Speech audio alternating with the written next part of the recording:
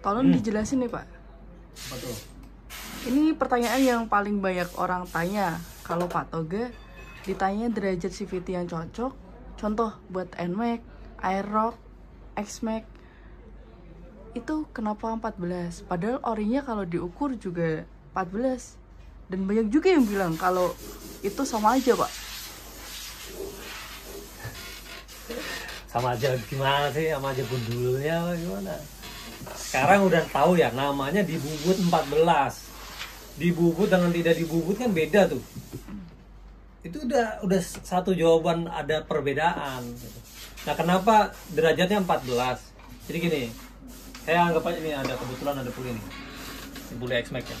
Itu kan 14 itu berarti Yamaha tuh, motor-motor Yamaha kan, motor-motor Matic Yamaha, ada NMAX, Aerox, Lexi, terus X-Ray dan sebagainya itu. Termasuk X-Max itu 14. Kenapa? Karena derajat orinya 14 dan di beltnya juga 14. Kalau kita robah nih, misalkan jadi 13.8, berarti kan sudah berbeda dari derajatnya V-beltnya. Berarti ada grip yang kurang. Jadi misalkan gini nih, dia napak nih. Terus kita bedain derajatnya. Kan jadi gini atau jadi gini gitu kan. Kalau kasusnya ini derajatnya dari 14 jadi 14 jadi 13.8, kan jadinya agak gini gitu. Tapi itu nggak apa-apa juga kalau untuk settingan. Kalau nyari settingan ya nggak masalah juga. Kan nanti penilaiannya ada di jalanan, di track atau di atas mesin dyno kan. Tapi kalau saya supaya tidak apa namanya, tidak banyak bingung dalam setting gitu kan, udah 14 dulu aja. Saya akan konsentrasi di jaraknya nih. Kenapa dibubut? Supaya jaraknya lebih lebar sehingga beltnya bisa lebih turun.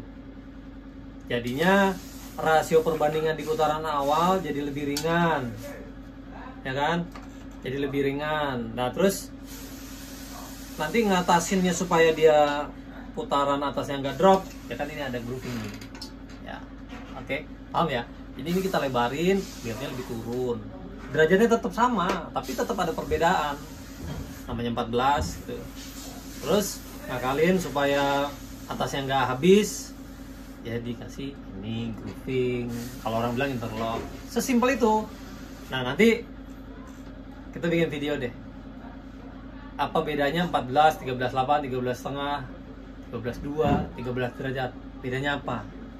Harus paham dulu tuh. Setiap 0, aja berarti tuh di derajat itu kan. Nah jadi harus tahu bedanya, jadi nanti arah modifikasinya terarah gitu. Kalau saya 14 dulu, saya pakai dulu 14, tapi alhamdulillah selama ini 14 tidak mengecewakan.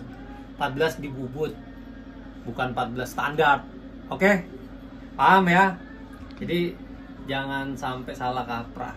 14 itu pun tetap dibubut, tetap berpengaruh, tetap ada efek. Gitu coy, mantap pokoknya.